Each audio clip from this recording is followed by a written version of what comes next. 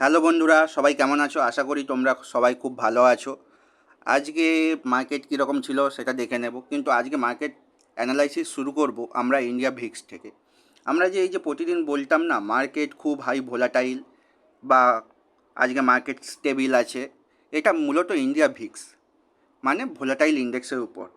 এটাকে শর্টে বলা হয় ইন্ডিয়া ভিক্স। তো দীর্ঘদিন পর আপনারা দেখতে পারেন, যখনই ইন্ডিয়া ভিক্সটা নজর দেবেন যে লাগাতার কিছুদিন খুবই আপ মুভমেন্ট করার পর আজকে ডাউন ট্রেন্ড এসে একটা সাইডওয়ে মুভমেন্ট চলছে। এই যে ডাউন ট্রেন্ড আসার পরে এই যে মুভমেন্টটা, এইটা হলো আমাদের মার্কেটের প্রকৃত পজিটিভ মুভমেন্ট। ইন্ডিয়া ভিক্স যখন একটা নির্দিষ্ট 18-19 বা খুব নিচেও নেমে গেলে বিপদ, আবার খুব উপরে উঠে গেলেও তখন মার্কেট ভোলাটাইল থাকবে। তাই এই রকম পজিশানে থাকলে তখন আমরা পজিটিভ ইন্ডেক্স পাই না, মার্কেট ধীরে ধীরে স্টেবিল হচ্ছে।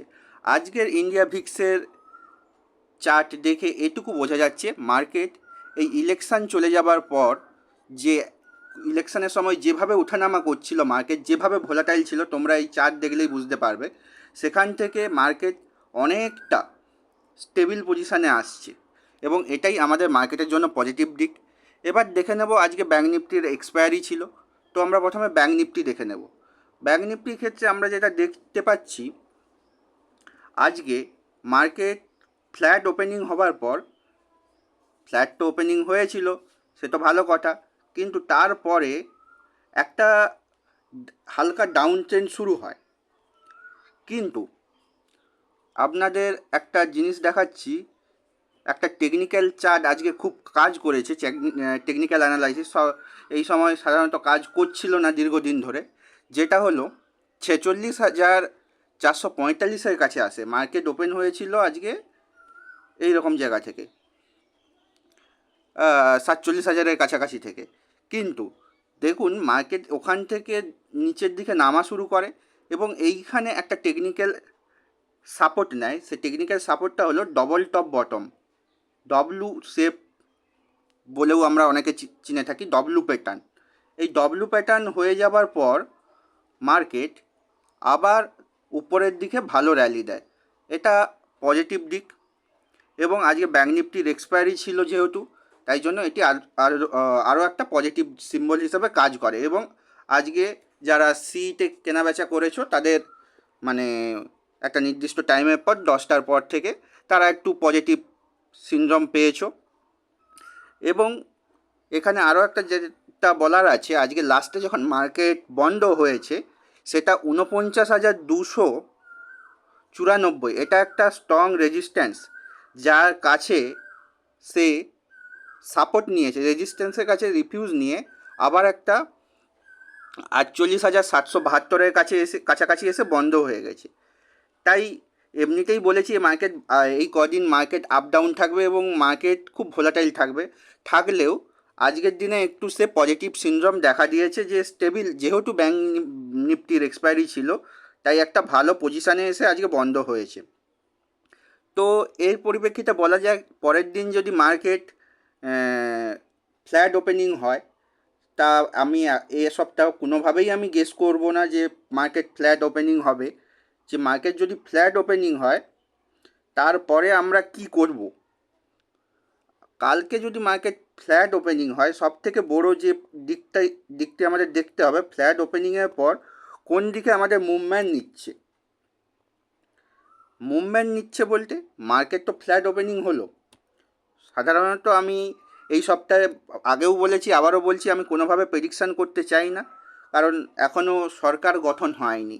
যতক্ষণ না সরকার গঠন হবে ততক্ষণ সমস্ত ধরনের প্রেডিকশান মুহূর্তে মুহূর্তে বদলে যেতে পারে।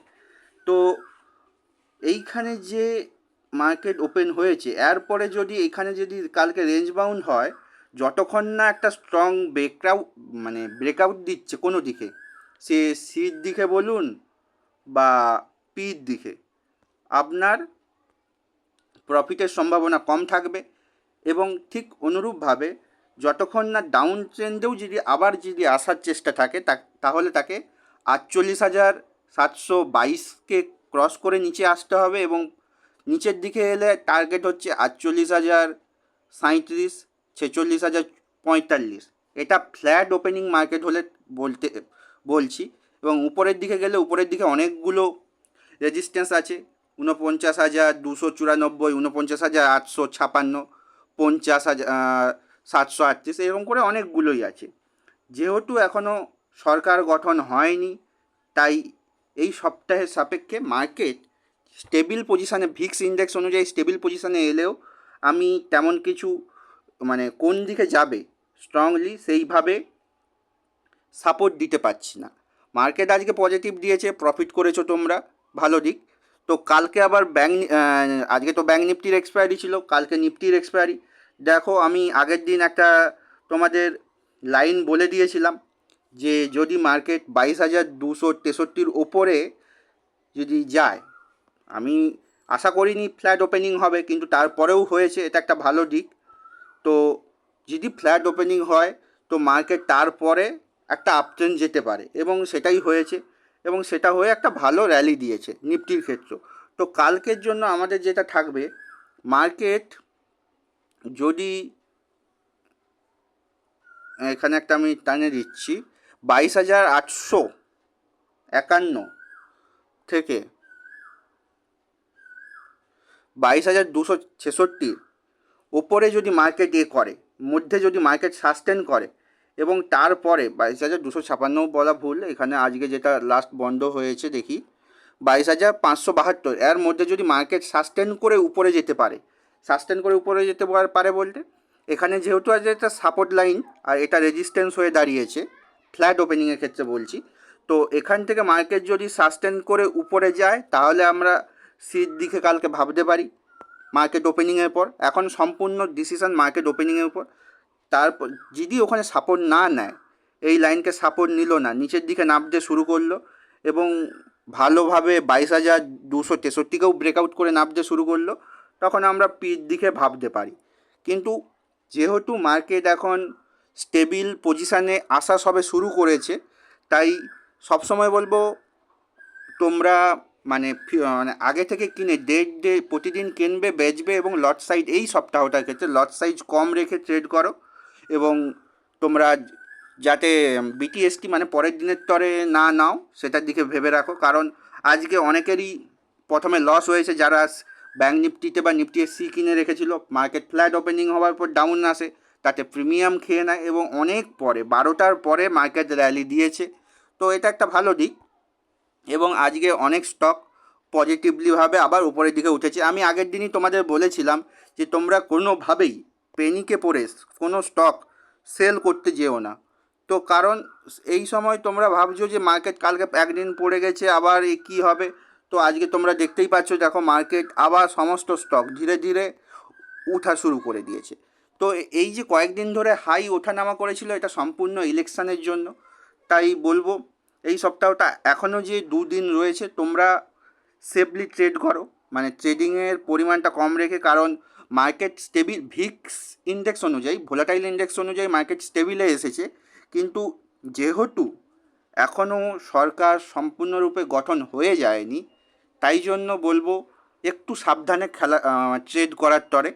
আর ইনভেস্টমেন্টের জন্য বলবো তো যে সরকারি আসুক আপনি স্টক হোল্ড করুন, কোনোভাবে পেনিকে বিক্রি করার দরকার নেই ভয় পেয়ে। কারণ একটা সময় পরে, এই সপ্তাহ বা পরের সপ্তাহ থেমে যাওয়ার পরে মার্কেট যেমন ট্রেন্ড নিয়ে উপরের দিকে উঠে যেত সবসময়, সাপোর্ট রেজিস্ট্যান্স মানে আমাদের মার্কেট জানি আমরা সবসময় শেয়ার মার্কেট সাপোর্ট রেজিস্ট্যান্স নিয়ে উঠে যায়, তো সেইভাবেই আবার উপরের দিকে ওঠা শুরু করবে। তো বন্ধুরা, আজকের ভিডিওটি এই অবধি। তোমাদের যদি ভালো লাগে অবশ্যই লাইক, শেয়ার, সাবস্ক্রাইব করতে ভুলবেন না, এবং নিচে টেলিগ্রাম, ইনস্টাগ্রামের লিঙ্ক দেওয়া আছে, সেখান থেকে তোমরা জয়েন হতে পারো।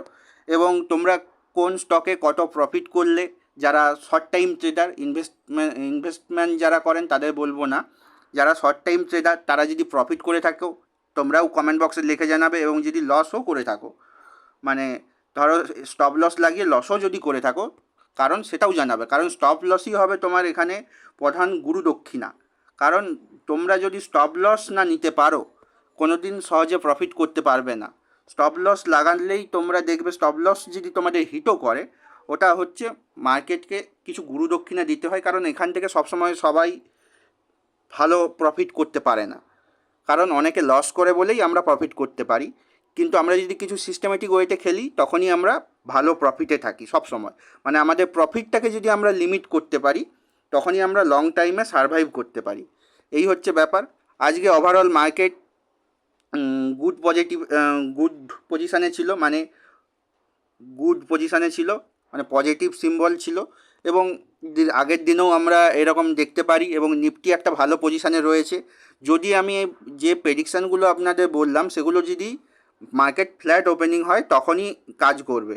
কিন্তু যদি মার্কেট আবার যদি কালকে কি হবে তো জানি না, তো যদি মার্কেট আবার যদি কোনোভাবে যদি ডিস্টার্বজনক মানে গ্যাপ আপ আবার গ্যাপ ডাউন যে শুরু হয়, তখন যে এই যে সাপোর্ট রেজিস্ট্যান্সগুলো তখন আবার কাজ করবে না। যেহেতু কালকে নিফটির এক্সপায়ারি, ধরুন আমি আজকে বলেছি আপনাদের মার্কেট এখান দিয়ে ফ্ল্যাট ওপেনিং হলে দেখা গেল কালকে মার্কেট এই রকম জায়গা দিয়ে শুরু হলো, তখন এর মধ্যে যদি রেঞ্জ বাউন্ড হয়ে যে পাশে মুভ দেবে সে পাশে, বা যদি ওপরে শুরু হলো এই রেজিস্ট্যান্সের কাছে শুরু হলো, তখন এখান থেকে আবার নিচে এসে এরকম করে নিচেও আসতে পারে বা এই রেঞ্জের মধ্যে ঘোরাফেরা করতে পারে। মানে বলতে চাচ্ছি যে যদি উপরে শুরু হয়, ধরুন এখানে শুরু হলো মার্কেট, তখন এখান থেকে আবার নিচে এলো নিচে এলো নিচে এলো, এর মধ্যে ঘুরে প্রিমিয়াম খেয়ে খেয়ে ওভারঅল দিয়ে একটু উপরে উঠে শেষ হতে পারে। আবার নিচে যদি ওপেন হয়, ধরুন এখানে ওপেন হলো, এখান থেকে উপরে গিয়ে এর মধ্যে প্রিমিয়াম খেয়ে খেয়ে আবার উপরে গিয়ে বা নিচে এসে এরকম করে শেষ হবে। যেহেতু কালকে নিফটির এক্সপায়ারি, তো একটু দেখে শুনে ট্রেড করবেন। তো কালকে প্রিমিয়াম আশা করা যায় অনেকটাই কমেছে, আরও কমতে পারে। তো সবাই ভালো থাকবেন, হ্যাপি থাকবেন, টাটা বাই বাই, আজকের মতো এই অবধি।